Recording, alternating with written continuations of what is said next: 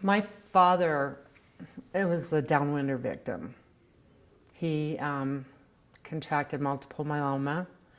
It's cancer that a lot of the cancers in these people didn't come out until 40 and 50 years later after the nuclear test.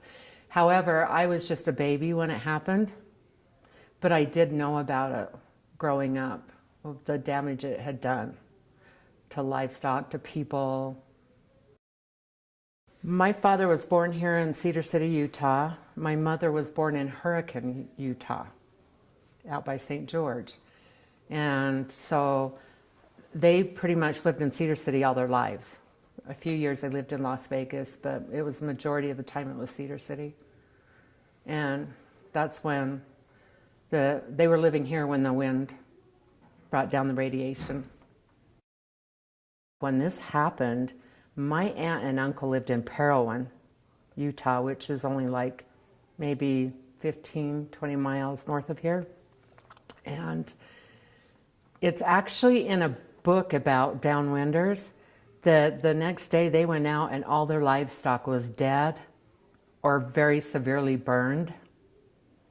And they had to bury them all, and then they were starting, some of their sheep had been born with 2 heads.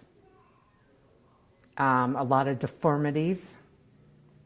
And so, yeah, it didn't only impact people's lives. Well, that's their lives too, their livestock, So, and it wasn't just my aunt and uncle, it was livestock all throughout southern Utah, which is huge for livestock.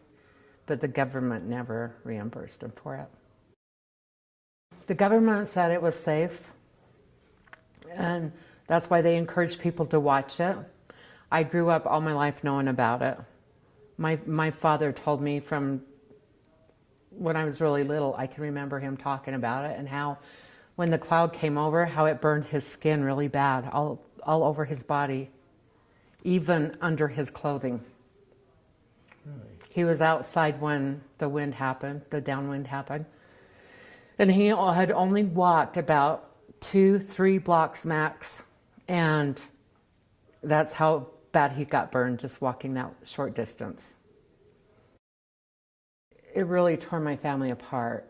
Just not apart, but just really did a number on us when we lost my dad, because he was our protector.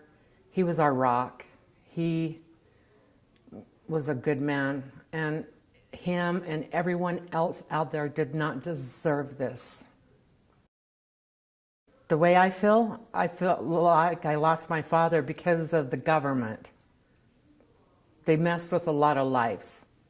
I have lost a lot of friends from the radiation fallout.